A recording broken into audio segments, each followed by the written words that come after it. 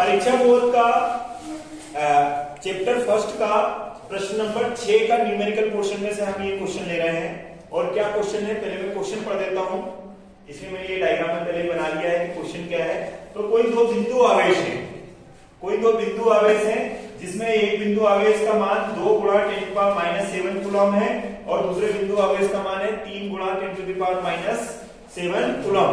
ये दो बिंदु आवेश है, ये सजातीय है। कैसे है?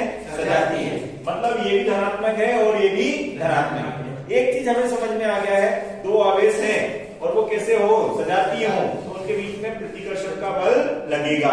कौन सा लगेगा? और उनके बीच की दूरी 30 सेंटीमीटर दी है, 30 सेंटीमीटर दी गई है। तो वो ये पूछना चाह रहे हैं हमसे कि उनके बीच में बल कितना लगेगा, मतलब वो एक दूसरे को प्रतिकर्षित तो करेंगे लेकिन कितने न्यूटन से एक दूसरे को प्रतिकर्षित करेंगे, ये चेक करना चाहते हैं हम। तो करें स्टार्ट। देखिए डायग्राम मैंने बना लिया है, हल लिखता हूं मैं यहाँ पर।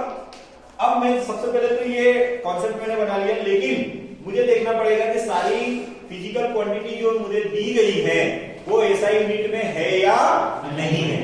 तो देखिए कूलम एसआई यूनिट है किसी आवेश की, कूलम एसआई यूनिट है किसी आवेश की, लेकिन सेंटीमीटर दूरी की एसआई यूनिट नहीं है। इसके लिए क्या करना पड़ेगा? मीटर में कन्वर्ट करना पड़ेगा। किसमें कन्वर्ट करना पड़ेगा? मीटर में। तो जो दूरी है आर को मैं लिखता हूं 30 सेंटीमीटर, और अगर आपको पता हो तो 30 सेंटी का मतलब होता है 10⁻⁻²। सेंटी का मतलब क्या होता है? 10⁻², और ये क्या हो जाएगा? मीटर। तो ये हो जाएगा, चाहे तो अभी इतना भी लिख सकते हैं, 30 × 10⁻² मीटर। ये मैंने कन्वर्ट कर दिया है, अभी इसको और ज्यादा कन्वर्ट नहीं करते हैं।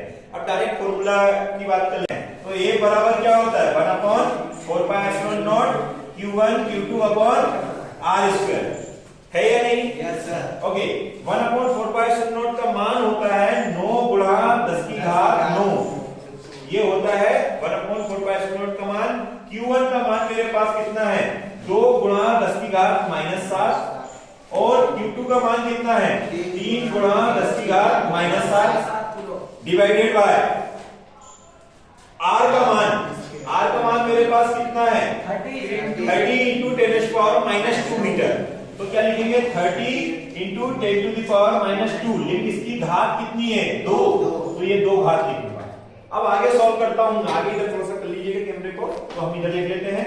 देखिएगा बराबर, इसके बराबर मुझे बल निकालना है। देखिएगा ये 9/2 में, या तो 9, 2 और 3 को साथ में लिख लेते हैं।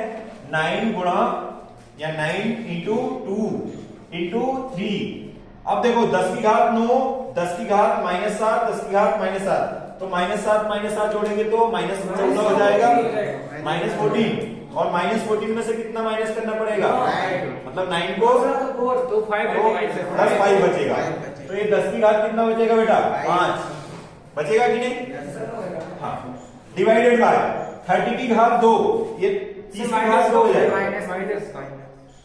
हाँ यस, ये बड़े नंबर का साइन क्या है? माइनस, तो यहाँ पर क्या आ जाएगा? माइनस। गुड।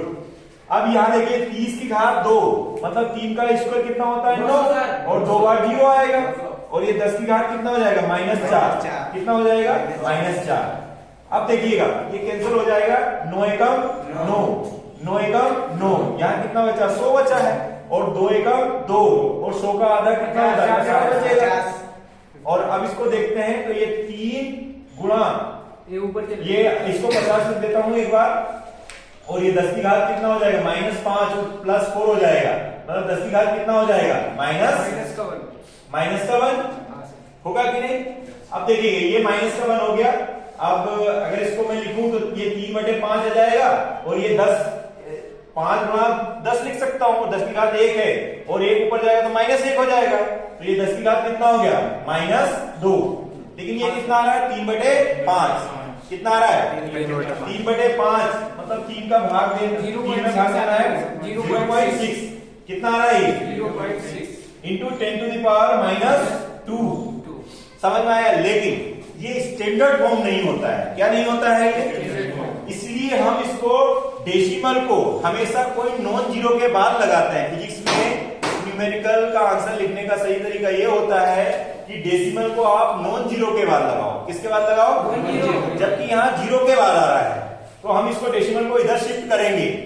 इसका सबसे अच्छा तरीका है 10 का गुणा कर दो और 10 का भाग कर दो। 10 का गुणा अगर 6.6 में करेंगे तो ये 6 पॉइंट हो जाएगा।